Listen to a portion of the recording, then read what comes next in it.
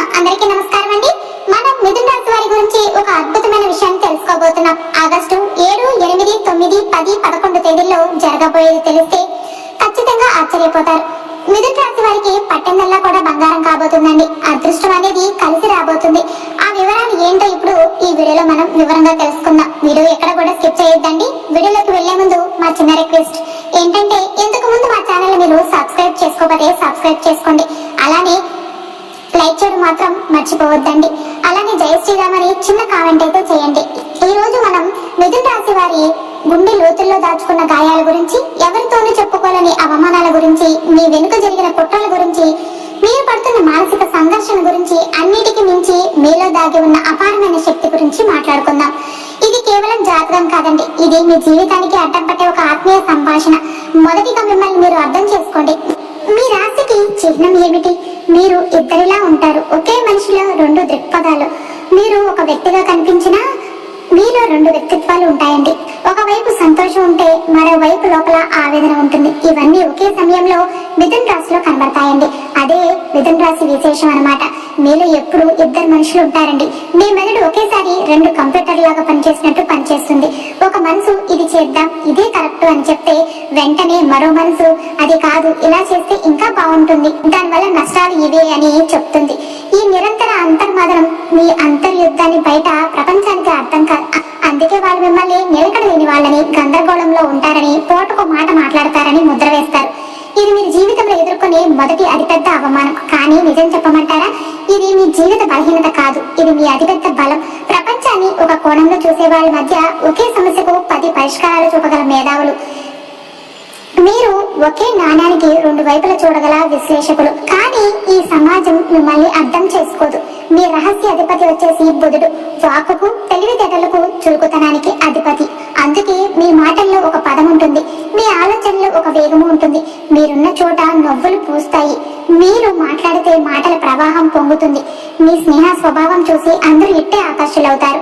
మీ ఆలోచనలు, మీ ప్రణాళికలను స్నేహితులే కదా అని పంచుకుంటూ ఉంటారు. ఈ ఆలోచనలు వాళ్ళ ఆలోచనలుగా, తమ తెలివితేటలుగా చెప్పుకుని పైకి ఎదిగిన వాళ్ళని మీరు ఎంతో మందిని చూసుంటారు. మీ మీద నిందలు వేసి మీ వెనకాల గోతులు తవ్విన వాళ్ళు అనుభవాలు మీకు కోకొలుగా ఉన్నాయండి. వీటిని ఎదగకూడదు అని మీపై కుట్రలు పడిన సహోద్యోగులు, స్నేహితులు మీ జీవితంలో ఉండే ఉంటారు. ఈ మోసాలు, ఈ కుతంత్రాలు మిమ్మల్ని తీవ్రంగా గాయపరుచుంటాయి. ఎందుకంటే మీరు శారీరక దాడి కన్నా కూడా మాటల దాడికి, నమ్మక ద్రోహానికి ఎక్కువ కుంగిపోతూ ఉంటారు. మీరు ఎదుర్కొన్న అవమానాల గురించి మాట్లాడదాం. మీ తెలివికి, మీ పనికి రావాల్సిన గుర్తింపు రాకపోగా మీకే ఆ పని చేత కాదని నలుగురిలో అన్నప్పుడు మీరు ఎంత శోభ అనుభవించారో మీకే తెలుసు. మీరు మనసు పెట్టి చేసిన సహాయాన్ని మర్చిపోయి అవసరానికి వాడుకుని వదిలేసినప్పుడు మీరు ఎంత వేదనకు గురయ్యారో కూడా మీకే తెలుసు. మీరు ఒక విషయాన్ని లోతుగా విశ్లేషించుంటే ఎందుకంత ఆలోచిస్తున్నావు, అనవసరమైన విషయాలను పట్టించుకుంటున్నామని ఎగతాళి చేసినప్పుడు మీ ఆత్మగౌరవం ఎంత దెబ్బతిందో కూడా మీకే తెలుసు. మిమ్మల్ని అర్థం చేసుకోలేని మీ కుటుంబ సభ్యులు కొన్నిసార్లు మిమ్మల్ని నిలకడ లేని వాళ్ళని, బాధ్యత లేని వాళ్ళని అన్నప్పుడు మీ గుండె బద్దలైనంత పని అయి ఉంటుంది. ఈ అవమానాలు, ఈ మోసాలు, ఈ కుట్రలు ఇవన్నీ మిమ్మల్ని ఒక గుడిలో బంధించేశాయి. మీలో ఆత్మవిశ్వాసాన్ని చంపేశాయి.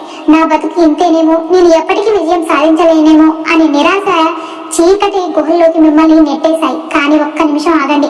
నేను చెప్పేది జాగ్రత్తగా వినండి. మీకు జరిగిన ప్రతి మోసం మిమ్మల్ని మనిషిని చేసింది. మీకు తగిలిన ప్రతి దెబ్బ మిమ్మల్ని బలమైన వాళ్ళగా మార్చింది. మీరు పడిన ప్రతి అవమానం మీలో ఒక నిప్పు కణికను రాజేసింది. ఆ నిప్పు కణికే మీ ఆత్మవిశ్వాసం, ఆ నిప్పు కణికే మీ పట్టుదల. మీరు పడిన ప్రతి కష్టం మీకు ఒక పాఠం నేర్పింది. ఎవరిని నమ్మాలి, ఎవరిని నమ్మకూడదు అనే విచక్షణ జ్ఞానాన్ని ఇచ్చింది. మిమ్మల్ని తప్పుగా అర్థం చేసుకుని ప్రపంచానికి మీరు ఎవరో నిరూపించుకోవాల్సిన సమయం అయితే ఇదేనండి. ఇప్పుడు మీలో ఉన్న అద్భుతమైన శక్తుల గురించి మాట్లాడుకుందాం. మీకు అతిపెద్ద అవకాశం మీ వాక్చాతుర్యం. మీరు మాటలతో మాయ చేయగలరు. మీ మాటలతో ఎదుటి వారిని ఒప్పించగలరు.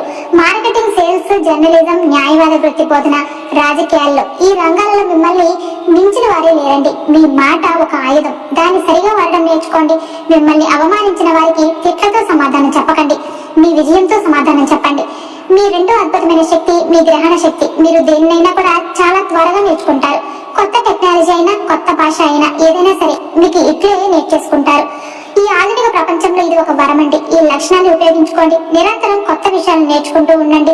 మిమ్మల్ని మీరు అప్డేట్ చేసుకుంటూ ఉండండి. మీ జ్ఞానమే మీకు రక్షణ కవచం. మీ మూఢశక్తే మీ బహుముఖ ప్రజ్ఞ. అంటే మీరు ఒకేసారి బహుళ పనులు చేయగలరు. దీన్ని మల్టీ టాస్కింగ్ అంటారు.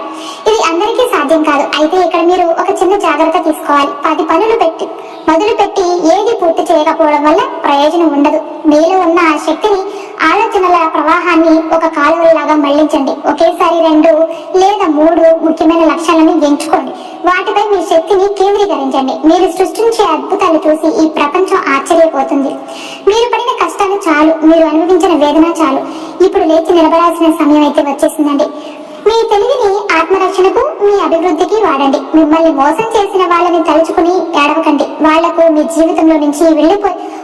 జీవితంలో నుంచి వెళ్లిపోయినందుకు దేవుడికి థ్యాంక్స్ చెప్పండి. మంచికి చోటు దొరుకుతుంది. మిమ్మల్ని అవమానించిన వారి మాటలను మనసులో పెట్టుకుని బాధపడకండి. ఏనుగు వెళ్తుంటే కుక్కలు మరుగుతూనే ఉంటాయి. మీరు ఏనుగు లాంటి వాళ్ళు. మీ లక్ష్యం వైపు మీరు గంభీరంగా నడవండి. మీ జీవితంలో మీకు వచ్చే అవకాశాలు అన్నీ కావు, కానీ మీలో ఉన్న చిన్నపాటి భయం, అనుమానం వల్ల వాటిని జారవిడ్చుకుంటూ ఉంటారు. నేను ఇది చేయగలనా, ఒకవేళ విఫలమైతే అనే ఆలోచన మిమ్మల్ని వెనక్కి లాగుతూ ఉంటుంది. ఒకసారి ధైర్యం చేయండి. మీ రాశి చిహ్నంలోని కవలలో ఒకరు ధైర్యవంతులు, మరొకరు విశ్లేషకులు. ధైర్యంగా ముందడుగు వేయండి. మీ విశ్లేషణతో దానికి పదులు పెట్టండి. మీరు ఓడిపోతే అనుభవం వస్తుంది, గెలిస్తే చరిత్ర సృష్టిస్తారు. పరిహారాలు అంటారా? మీ అతిపెద్ద పరిహారం శ్రీ మహావిష్ణువుని పూజించడం. ఆయన మీ బుద్ధికి అధిపతి అయిన ప్రతిరోజు ఓం నమో భగవతే వాసుదేవాయ అని తలుచుకుంటే చాలు, మీ మనసులో ఉన్న గందరగోళం తగ్గుతుంది. బుధవారం నాడు పచ్చని వస్తువులు దానం చేయండి. పచ్చని బట్టలు ధరించండి. పచ్చని ప్రకృతిలో గడపడం రెట్టింపు చేస్తుంది. వినాయకుడిని తలుచుకుంటే మీ పనులు ఆటంకాలు తొలగిపోతాయండి. ఇవన్నీ ఆత్మ విశ్వాసాన్ని పెంచే సాధనలు మాత్రమే. అసలైన శక్తి మీలోనే ఉంది. మిథున రాశి వారు గుర్తించుకోండి, మీరు సామాన్యులు కాదు. మీలో ఒక రచయిత, ఒక కళాకారుడు, ఒక శాస్త్రవేత్త, ఒక వ్యాపారవేత్త, అలానే ఒక నాయకుడు అందరూ దాగి ఉన్నారు. మీరు పడిన కష్టాలు మిమ్మల్ని అద్భుతమైన శిల్పంగా మార్చింది. మిమ్మల్ని చూసి నవ్విన వాళ్లే రేపు మిమ్మల్ని చూసి చప్పట్లు కొట్టాలి. మిమ్మల్ని అవమానించిన వాళ్లే రేపు మీ అపాయింట్మెంట్ కోసం ఎదురు చూడాలి. మిమ్మల్ని మోసం చేసిన వాళ్లే రేపు మీ విజయాన్ని చూసి ఆనందపడాలి. ఇది మీ వల్లే సాధ్యం. ప్రవహించే నది అడ్డుగా వచ్చిన రాళ్లను పక్కకు నెట్టుకుంటూ, లోయలను నింపుకుంటూ చివరికి సముద్రంలో కలిసేంత వరకు కూడా మీ ప్రయాణం ఆగదు. మీలో దాగి ఉన్న ఆ శక్తిని గుర్తించండి. మీ అంతర్గత సంఘర్షణ మీ సృజనాత్మకతను ఇంధనంగా మార్చండి. మీపై జరిగిన కుట్రలు, మీకు ఎదురైన అవమానాలను మీ విజయానికి మెట్లుగా మార్చుకోండి. ఈ ప్రపంచానికి మీలాంటి తెలివైన వాళ్ళ అవసరం ఉంది. మీలాంటి విశ్లేషకులు అవసరం ఉంది. మీలాంటి బహుముఖ ప్రజ్ఞాశాలి అవసరం ఉంది. లేవండి, మీ కలలు సామ్రాజ్యాన్ని మీరే నిర్మించుకోండి. విజయం వైపు మీరు అడుగులు వేయండి. మీకోసమే ఎదురు చూస్తుంది. మీకు అంతా మంచి జరగాలని మనస్ఫూర్తిగా కోరుకుంటూ ఈ ప్రపంచాన్ని జయించండి. మీ రాశి అధిపతి అయిన బుధుడు వాక్చాతుర్యానికి, తెలివితేటలకు కారకుడు. ప్రస్తుతం మీ రాశిలోనే దేవగురు బృహస్పతి సంచరిస్తున్నాడు. ఇది మీకు అద్భుతమైన రక్షణ కవచం లాగా ఉంటుంది. ఇప్పుడు మనం మిథున రాశి వారికి ఆగస్టు 7, 8, 9, 10, 11 తేదీలో ఎలా ఉండబోతుందో వివరంగా తెలుసుకుందాము. ఆగస్టు 7వ తేదీ అండి. ఈ రోజు మీకోసం శుభ సూచకంగా మొదలవుతుందండి. గురుగ్రహం అనుకూలంగా ఉండడం వల్ల మీకు సానుకూల పరిణామాలు కనిపిస్తాయి. గత కొన్ని రోజులుగా మీలోని నిస్పృహగా తుడిచిపెట్టేలా ఆశాజనకమైన వార్తలు వింటూ ఉన్నారు. ఉద్యోగస్తుల విషయంలో ముఖ్యమైన నిర్ణయాలు తీసుకోబోతున్నారు. పై అధికారుల నుండి ఒక గుర్తింపు లభించే అవకాశం కూడా ఉందండి. వ్యాపార వర్గాలకి ఈ రోజు మంచిగా కలిసి వస్తుంది. ముఖ్యంగా కమిషన్, సేల్స్, మార్కెటింగ్ రంగాల్లో ఉన్నవారు కొత్త ఒప్పందాలు పొందుతారండి. విద్యార్థులకు కోర్సులు ఎంచుకోవడంలో స్పష్టత వస్తుంది. కుటుంబ వాతావరణం ప్రశాంతంగా ఉంటుంది. గతంలో తలెత్తిన మనస్పర్ధలు తొలగిపోతాయండి. దూర సంబంధాలు ఉన్న వారికి మంచి శుభవార్తలు రావచ్చు. మీ ఆలోచనలు ఈ రోజు స్పష్టంగా ఉంటాయండి. ముఖ్యమైన నిర్ణయాలు తీసుకోవడం లేట్ అయినా కూడా ఫలితాలు మంచిగానే ఉంటాయండి. ఆరోగ్యపరంగా చిన్నదైన ఒత్తిడి తప్పించి మిగతా విషయాల్లో ఎలాంటి ఆందోళన ఉండదండి. ప్రయాణం చేసే విషయాల్లో మాత్రం జాగ్రత్త తీసుకోవాలండి. మంచి పరిచయాలు ఏర్పడే రోజు అనమాట. ధనంలో గణనీయమైన మెరుగుదల ఉంటుంది. అంటే కొన్ని ఆశించిన రికవరీలు వస్తాయండి, కానీ ఖర్చుపైన నియంత్రణ అవసరం. వ్యవహారాల్లో నెమ్మదిగా నడుస్తూ పోతే మంచి ఫలితాలు అయితే దక్కుతాయి. నెగటివ్ మనుషుల మాటలు పట్టించుకోవద్దు. మీకు ఇష్టమైన పనిలో ఒక చిన్న జయాన్ని అందుకుంటారు. ఇష్టమైన వ్యక్తి నుంచి ఓ మంచి మాట కూడా వింటారండి. దైవస్మరణ చేయండి. లక్ష్మీదేవికి పసుపు కుంకుమలతో పూజిస్తే శుభం కలుగుతుంది. ఆగస్టు 8వ తేదీ అండి. ఈ రోజు మీరు ఏ విషయాన్నైనా కూడా విశ్లేషణతో వెళ్ళాలి. శుక్రుడు శుభస్థానంలో ఉండడం వల్ల కుటుంబం, సంబంధాలు, ఆర్థిక వ్యవహారాలు మెరుగుదల ఉంటుందండి. ముఖ్యంగా ఈ జీవిత భాగస్వామితో అనుబంధం బలపడే అవకాశం ఉంటుంది. పనుల్లో కొత్త ఉత్సాహం కనబడుతుందండి. కానీ ఆ ఉత్సాహంతో పాటు ఒక ప్రణాళిక కూడా అవసరం అనమాట. ఎదుటి వారు సానుకూలంగా స్పందించిన మీ హద్దులు మారవద్దండి.